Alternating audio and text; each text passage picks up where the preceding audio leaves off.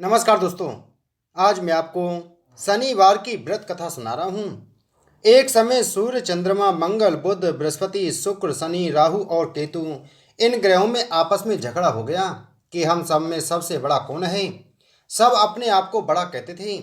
जब आपस में कोई निश्चय ना हो सका तो सब के सब आपस में झगड़ते हुए इंद्र के पास गए और कहने लगे कि आप सब देवताओं के राजा हो, इसलिए आप हमारा न्याय करके बतलाओ कि हम नवों ग्रहों में सबसे बड़ा कौन है। राजा इंद्र इनका प्रश्न सुनकर घबरा गए और कहने लगे कि मुझ में यह सामर्थ्य नहीं है जो किसी को बड़ा या छोटा बतलाऊं। मैं अपने मुख से कुछ नहीं कह सकता हूँ। हाँ, एक उपाय हो सकता है। इस समय पृथ्वी पर राजा विक्रमादित्य दूसरों के दुखों का निवारण करने वाला है, इसलिए तुम सब मिलकर उन्हीं के पास जाओ, वही तुम्हारे दुखों का निवारण करेंगे। ऐसा वचन सुनकर सभी ग्रह देवता चलकर भूलोक में राजा विक्रमादित्य की सभा में जाकर उपस्थित हुए और अपना प्रश्न राजा के सामने रखा। राजा उनकी बात सुनकर बड़ी चिंता में पड़ गए कि मैं अपने मुख से किसको बड़ा और किसको छोटा बतलाऊं। जिसको छोटा बतलाऊंगा वही क्रोध करेगा, परंतु उनका झगड़ा निपटाने के लिए एक उपाय सोचा। उन्होंने सोना, चांदी, कांसा, पीतल, सीसा, रांगा, जस्ता, भ्रक और लोहा नवों धातुओं के 9 आसन बनवाए। सब आसनों को क्रम से जैसे सोना सबसे पहले और लोहा सबसे पीछे बिछाए गए। इसके पश्चात राजा ने सब ग्रहों से कहा कि आप सब अपने अपने सिंहासनों पर बैठिए। जिसका आसन सबसे आगे वह सबसे बड़ा और जिसका आसन सबसे पीछे वह सबसे छोटा जानिए। क्योंकि लोहा सबसे पीछे था और वह शनिदेव का आसन था, इसलिए शनिदेव ने समझ लिया कि राजा ने मुझको सबसे छोटा बना दिया है।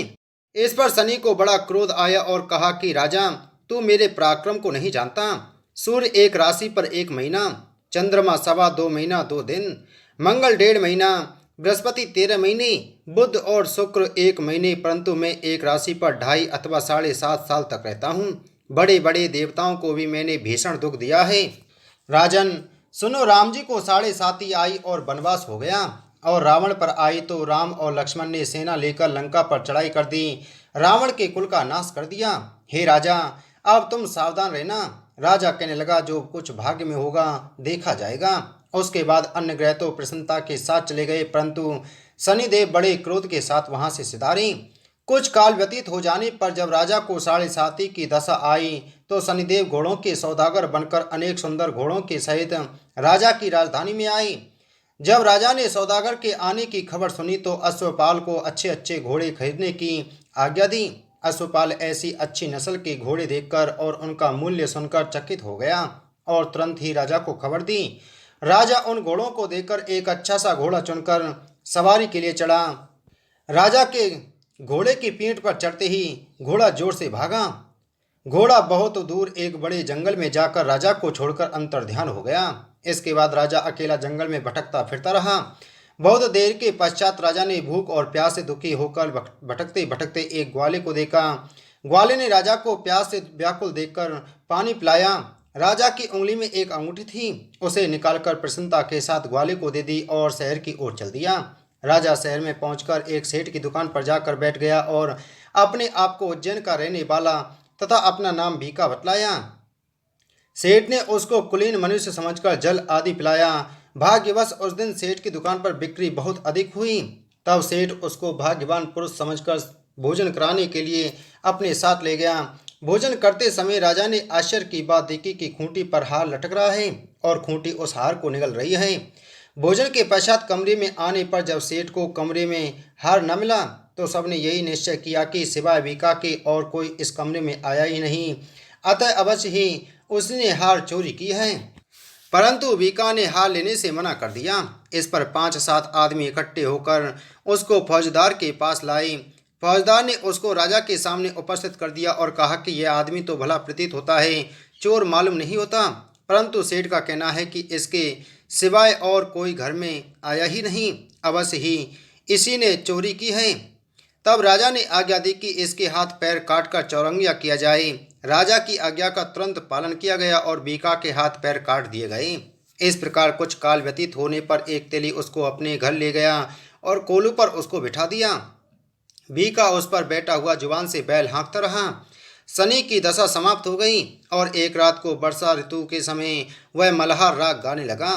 उसका गाना सुनकर उस शहर के राजा की कन्या उस राग पर मोहित हो गई और दासी को खबर लेने को भेजा कि शहर में कौन गा रहा है।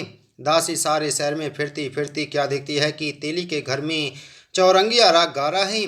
दासी ने महल में आकर राजकुमारी को सब वृतांत सुना दिया। बस उसी क्षण राजकुमारी ने अपने मन में यह प्रण कर लिया, चाहे कुछ हो मैं इस चौरंगिया के साथ विवाह करूंगी। प्रातःकाल होते ही जब दासी ने राजकुमारी को जगाना चाहा तो राजकुमारी अनशन व्रत लेकर पड़ी रही। तब दासी ने रानी के पास जाकर राजकुमारी के न उठने का वृतांत कहा। रानी ने तुरंत ही वहां पर आकर राजकुमारी को जगाया और उसके दुख का कारण पूछा तो राजकुमारी ने कहा कि माताजी, मैंने यह प्रण कर लिया है कि तेली के घर में जो चौरंगिया है उसी के साथ विवाह करूंगी। माता ने कहा, पगली यह क्या बात कर रही है, तुझको किसी देश के राजा के साथ विवाह हो जाएगा। कन्या कहने लगी कि माताजी, मैं अपना प्रण कभी नहीं तोड़ूंगी। माता ने चिंतित होकर यह बात राजा को बताई। जब महाराज ने भी आकर यह समझाया कि मैं अभी देश देशांतर में अपने दूत भेजकर सुयोग रूपवान एवं बड़े से बड़े गुणी राजकुमार के साथ तुम्हारा विवाह करूंगा, ऐसी बात तुमको कभी नहीं विचारनी चाहिए। कन्या ने कहा, पिताजी, मैं अपने प्राण त्याग दूंगी परंतु दूसरे से विवाह नहीं करूंगी। इतना सुनकर राजा ने क्रोध से कहा, यदि तेरे भाग में ऐसा ही लिखा है तो जैसी तेरी इच्छा है वैसा ही कर। राजा ने तेली को बुलाकर कहा कि तेरे घर में जो चौरंगिया है उसके साथ मैं अपनी कन्या का विवाह करना चाहता हूँ। तेली ने कहा कि यह कैसे हो सकता है, कहाँ आप हमारे राजा और कहाँ मैं एक नीच तेली। परंतु राजा ने कहा कि भाग्य के लिखे को कोई नहीं टाल सकता, अपने घर जाकर विवाह की तैयारी करो। राजा ने उसी समय तोरण और बंदरबान लगवाकर अपनी राजकुमारी का विवाह चौरंगिया बना विक्रमादित्य के साथ कर दिया। रात्रि को जब विक्रमादित्य और राजकुमारी महल में सोए तो आधी रात के समय शनिदेव ने विक्रमादित्य को स्वप्न दिया कि राजा, कहो मुझको छोटा बतलाकर तुमने कितना दुख उठाया। राजा ने क्षमा मांगी। शनिदेव ने प्रसन्न होकर विक्रमादित्य को हाथ पैर दिए। तब राजा ने कहा, महाराज, मेरी प्रार्थना स्वीकार करें कि जैसा दुख आपने मुझे सौंप दिया है ऐसा और किसी को ना दें। शनिदेव ने कहा कि तुम्हारी यह प्रार्थना स्वीकार है। जो मनुष्य मेरी कथा सुनेगा या कहेगा उसको मेरी दशा में कभी किसी प्रकार का दुख नहीं होगा, और जो नित्य ही मेरा ध्यान करेगा या चींटियों को आटा डालेगा उसके सब मनोरथ पूर्ण होंगे। इतना कहकर शनिदेव अपने धाम को चले गए। राजकुमारी की आंख खुली और उसने राजा के हाथ पांव सही सलामत देखे तो आश्चर्य को प्राप्त हुई। उसको देखकर राजा ने अपना समस्त हाल कहा कि मैं उज्जैन का राजा विक्रमादित्य हूँ। यह बात सुनकर राजकुमारी अत्यंत प्रसन्न हुई। प्रातःकाल राजकुमारी से उसकी सखियों ने पूछा तो उसने अपने पति का समस्त वृतांत कह सुनाया। तब सबने प्रसन्नता प्रकट की और कहा कि ईश्वर ने आपकी मनोकामना पूर्ण कर दी।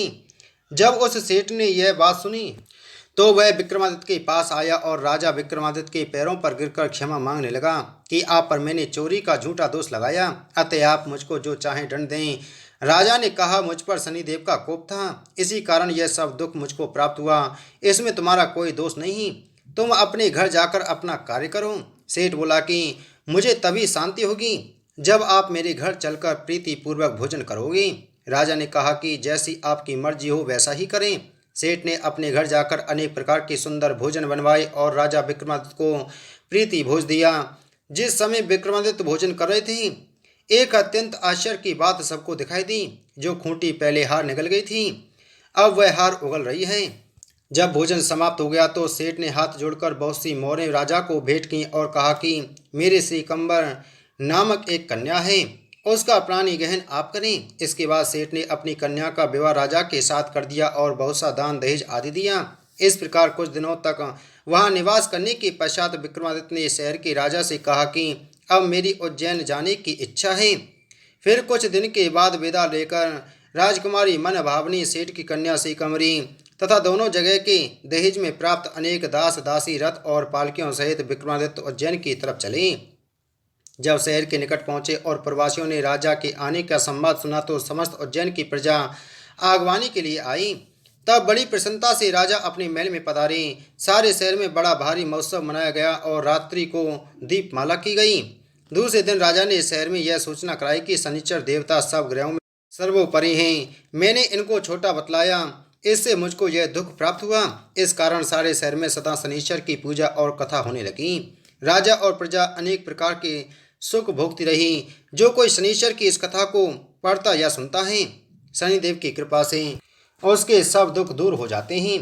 शनिवार की कथा को व्रत के दिन अवश्य पढ़ना या सुनना चाहिए। बोलो शनिदेव भगवान की जय।